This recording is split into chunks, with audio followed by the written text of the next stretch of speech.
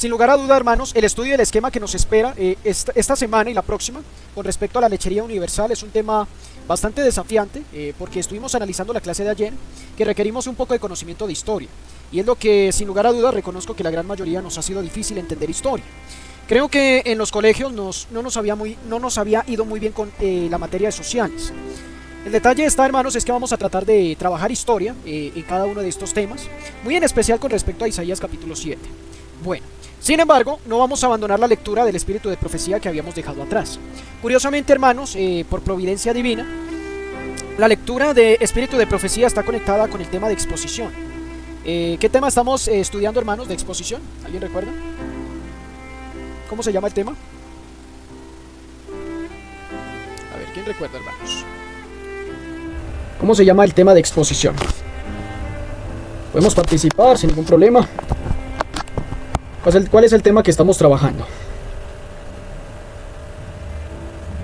La lechería universal, hermano. Así es, la lechería universal. Curiosamente, la lectura de espíritu de profecía está conectado con la lechería universal. Vamos, hermanos, entonces a seguir la lectura. Estamos en el tratado 6. Se llama ¿Por qué perecer? Así se llama el tratado. Y el tratado 6 viene a hablar de dos temas en especial. Nos viene a hablar acerca de Zacarías, nos viene a hablar, sí, de Zacarías 4, pero también nos viene a hablar acerca de el libro de Isaías capítulo 7 con respecto a la lechería universal.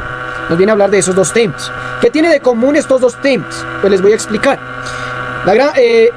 Isaías 7, que es la lechería universal, y Zacarías 4, que son los dos olivos y el candelabro, nos vienen a tratar de dar una solución, nos vienen a mostrar de alguna u otra manera la forma en que Dios quiere unir a todo el cristianismo a través de la inspiración, y es algo que tristemente la gran mayoría de casos no se ha podido conseguir a consecuencia de que el pueblo ha sido demasiado rebelde con respecto a su palabra y a su verdad. Por lo tanto, el Señor dice una cosa, nosotros decimos otra. Entonces, hermanos, vamos a tratar de leer desde la página 10 para reanudar la lectura, no dejarla allí, sino que hay varios fragmentos, varios segmentos bien importantes con respecto al tema, hermanos, que no pueden ser abandonados, no se pueden dejar a un lado. Por lo tanto, vamos a tener que trabajar en ellos. Listo. Vamos a leer desde la página 10, párrafo 2 del tratado número 6. Para aquellos que lo quieran de repente leer, lo quieran buscar, está allí, listo. Vamos a leer el párrafo 2 en especial. Bien. Dice de la siguiente manera: Dios quería siempre mantener el cristianismo unificado a través de la inspirada verdad revelada. Miren lo interesante, el propósito de Dios era mantener a todo el cristianismo unido bajo la inspiración, bajo la verdad revelada. Pero los hombres no inspirados, que no desean humillarse ni renunciar a sus interpretaciones privadas, ha dado el trágico resultado de una vergonzosa división y confusión de sectas. Sí, hermanos, habemos millones de sectas, millones de iglesias. Bueno, ustedes primero saben qué es una secta. ¿Quién sabe qué significa secta, hermanos?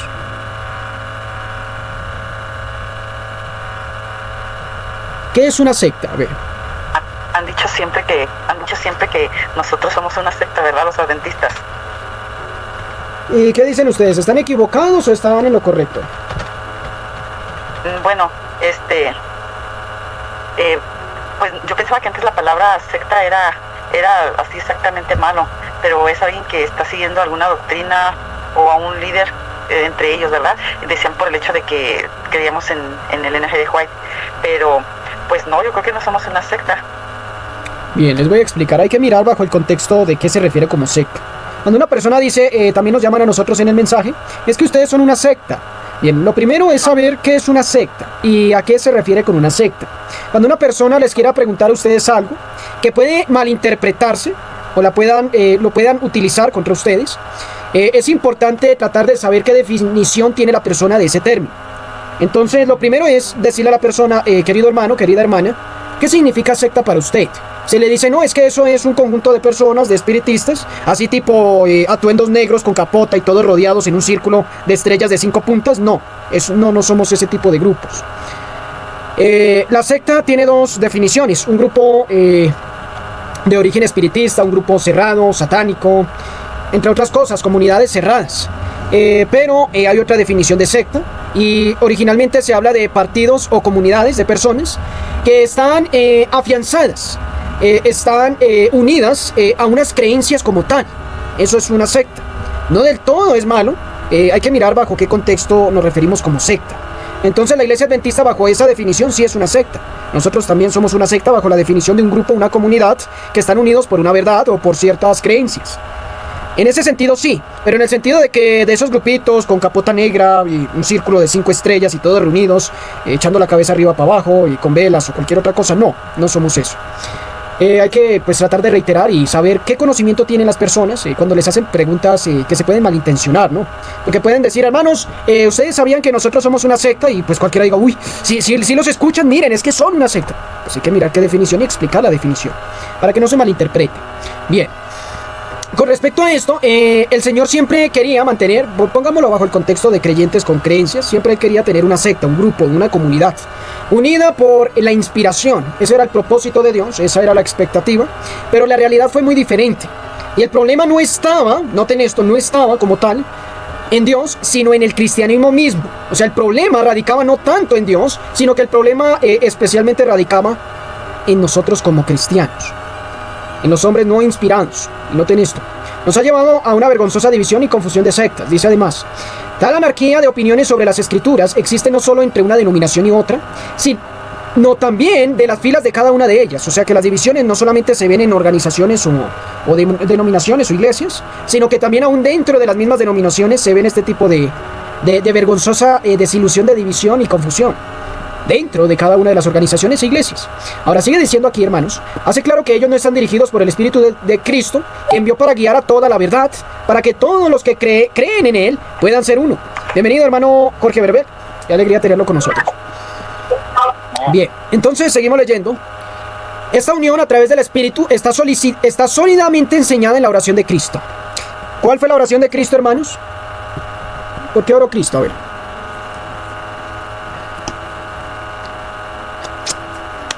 ¿Por qué oró Cristo, hermanos?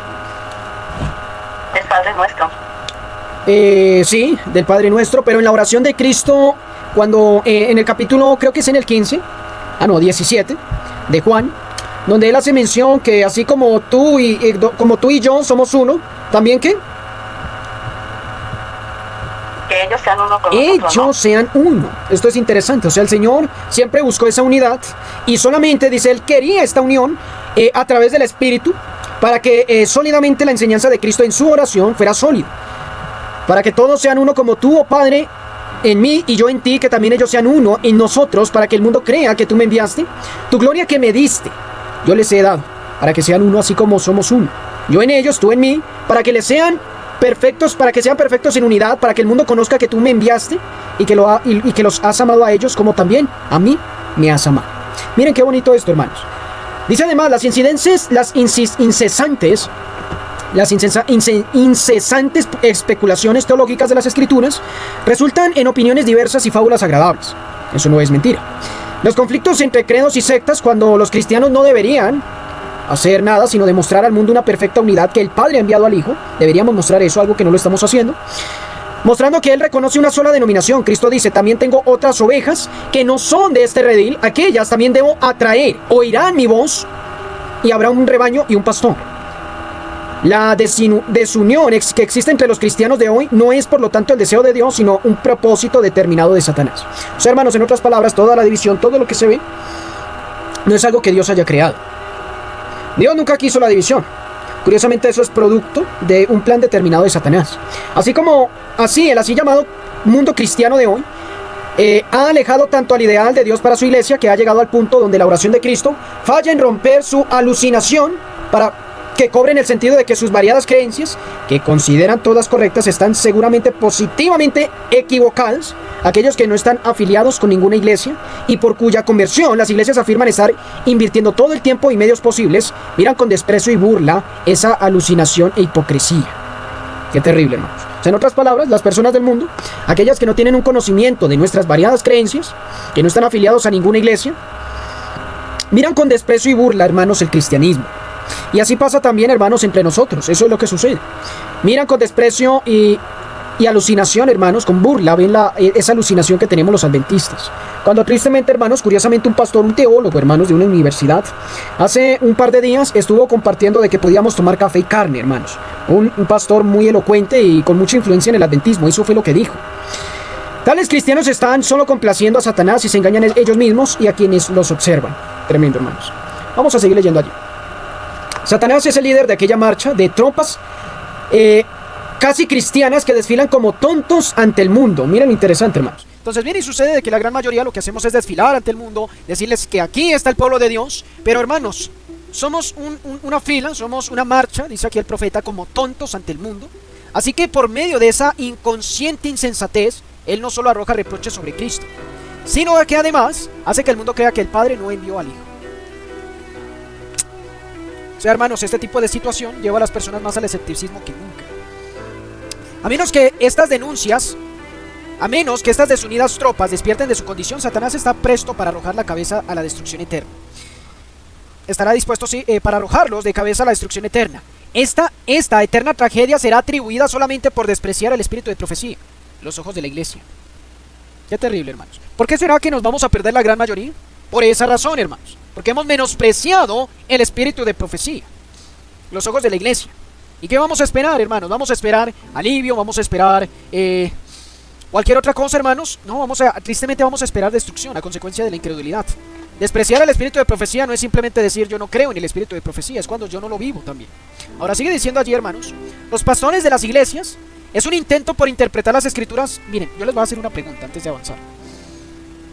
Ustedes, humanamente hablando, cuando una persona dice, vamos a poner un ejemplo, hermana Oralia, hermana, con la ayuda del Señor yo voy a ir a visitar, es un ejemplo nomás, y no le haya dicho nada, ni día, ni hora, nada, bien, normal, le dije de que la iba a visitar, pero no le dije fecha.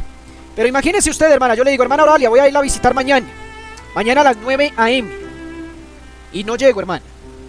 Pregunto yo, usted, a diferencia de la primera propuesta que yo le dije de que iba a ir, pero no le dije cuándo, a la segunda que le dije sí iba a ir, y en qué día y a qué hora, ¿cuál vería más falta de irresponsabilidad y falta de puntualidad, falta de respeto? ¿La primera o la segunda, hermana? La segunda, porque me está dando fecha y yo estoy haciendo planes, yo estoy haciendo todo para recibirlo y que no llega. Ese es el detalle, hermanos. ¿Saben qué es lo que dice el Señor? Mejor es que no aceptemos el espíritu de profecía que profesemos aceptar el espíritu de profecía y no vivirlo, hermanos. Es de la misma manera. Tenemos un gran peso, hermanos, de responsabilidad. Entonces es mejor, dice el profeta, también lo dice muchas veces, como lo dijo Jesús en algún momento, allí en el mensaje a la Odisea, mejor que sean fríos, a que sean tibios. Mejor es que no aceptemos a que profesemos aceptar y no cumplamos. Eso es interesante. Y a eso es que aquí el profeta está atribuyendo, hermanos. Ahora sigue diciendo allí, los pastores de las iglesias es un intento por interpretar las escrituras. En ese intento, privadamente, sin el Espíritu Santo, han puesto bagazo ante las ovejas y como resultado los rebaños han sido dejados solo para que se alimenten ellos mismos. ¿Qué les parece? Terrible, hermanos. Los han puesto bagazo para comer. En búsqueda de algo mejor, los cristianos alimentados de bagazo, siendo desnutridos, son incapaces de juzgar correctamente. Algunos, por lo tanto, esperan obtener algo mejor de lo que ellos consideran más fieles. Otros esperan recibir de aquellos a quienes consideran como los más eruditos y doctores en divinidad.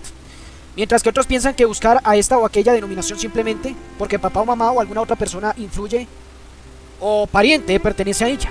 Por esta tonta elección, que no requiere ningún esfuerzo mental o una experiencia personal, ellos son irónicamente guiados, otra vez, al bagazo. Entonces es tremendo, hermanos. Nuestra falta de estudio, nuestra falta de disposición es lo que nos ha llevado tristemente a una condición que recibimos, hermanos, como oro refinado en fuego, bagazo. Y eso es triste, hermanos, eso es muy triste. Ahora, ¿sabían ustedes, hermanos, por qué una persona se desvaloriza tanto?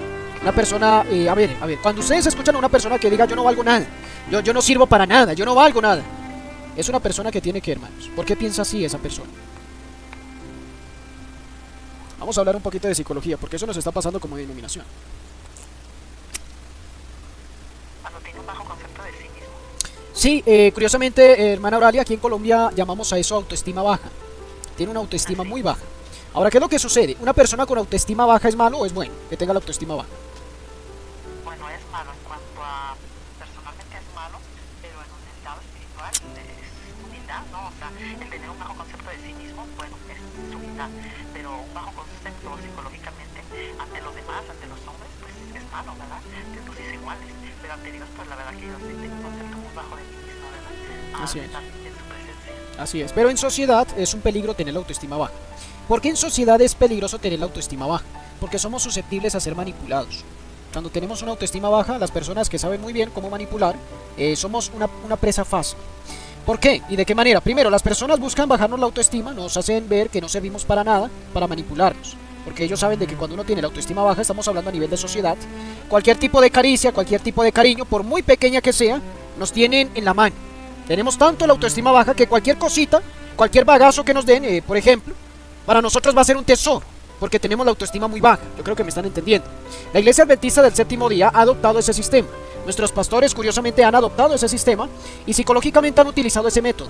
Nos han llevado a entender de que nosotros no servimos para nada si no estudiamos teología, que somos ignorantes, que estamos en la edad de piedra y que realmente nunca vamos a llegar a un conocimiento completo de la palabra y que los únicos que pueden llegar a ese conocimiento completo son ellos.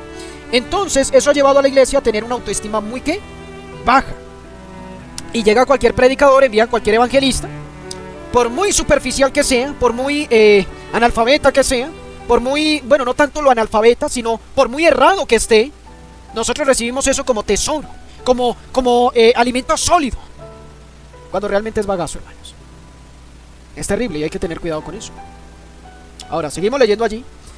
Sigue diciendo allí, hermanos, y el que otros también estén conscientes de esta fatalidad y de ir instintivamente como ovejas tras la campana, es obviamente demostrado en el hipotético caso de la familia vista en satírica caricatura de un periódico de la pluma del redactor.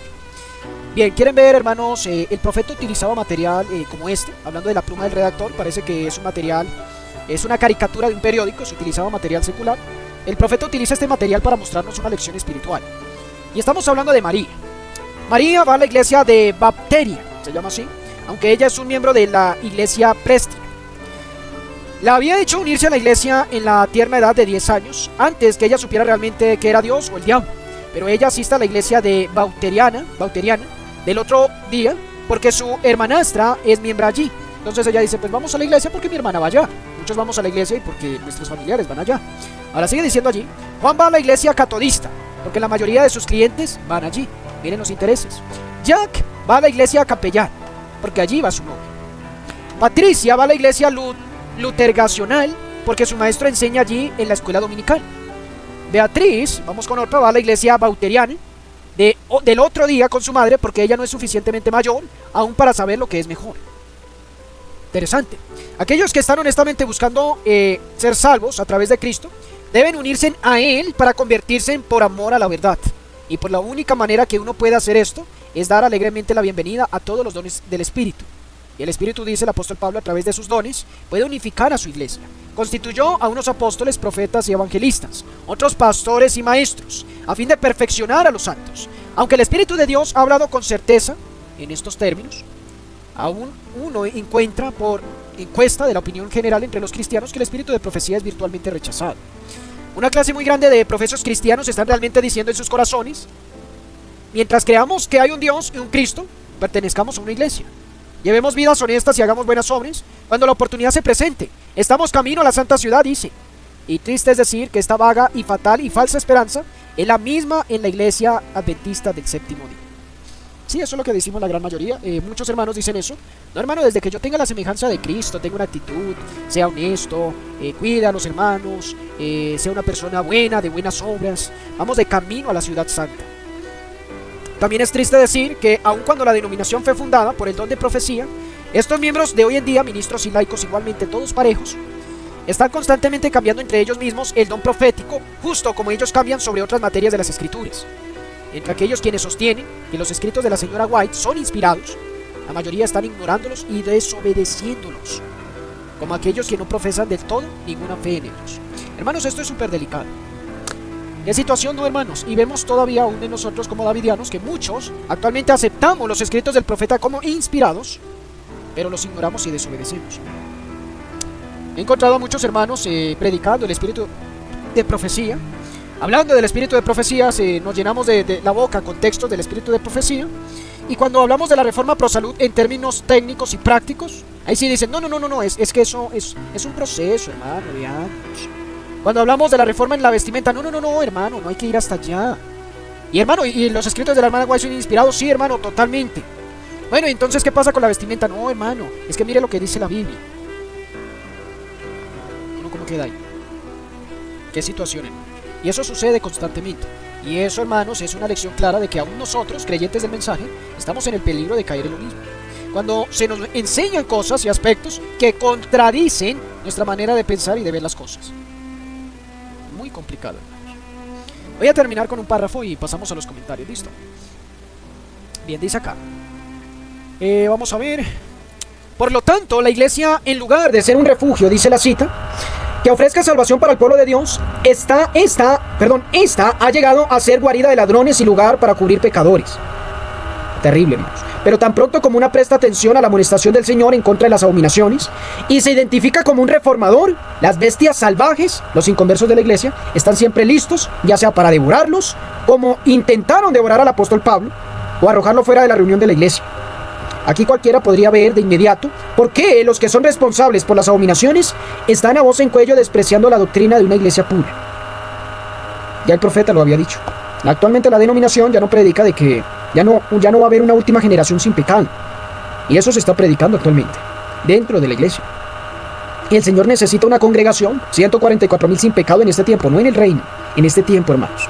Y cuando hablamos de vivir sin pecado es obedeciendo todo lo que tengamos en nuestras mentes como luz e iluminación y verdad. Es eso, vivir sin pecado. No significa el no ser lo que voy a llegar a ser más adelante, es el ser lo que debo ser ahora. Nos lleva a vivir sin pecado, eso es vivir sin pecado, dice el profeta. El problema está, hermanos, es que si hemos alcanzado realmente ese grado.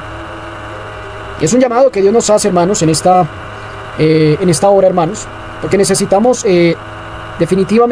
necesitamos urgentemente, hermanos, que lleguemos a esta unidad, que lleguemos realmente, hermanos, a llegar a ser parte de lo que el Señor nos está llamando ahora a ser parte, de tal manera de que podamos llegar a ser parte de esta iglesia pura, hermanos, y al mismo tiempo ir en contra de todo tipo de ideas, sectas, grupos, divisiones, que se están entretejiendo más y más y más, producto de lo que el enemigo ha estado tratando de hacer dentro del cristianismo. Entonces, hermanos, que el Señor nos guarde, y con el favor de Dios, la siguiente clase, que va a ser el día de mañana, iremos a redondear lo que estamos leyendo con el marco de la lechería universal, que es lo que estamos estudiando en esta clase. Bien, hermanos, tenemos preguntas o aportes, las podemos hacer.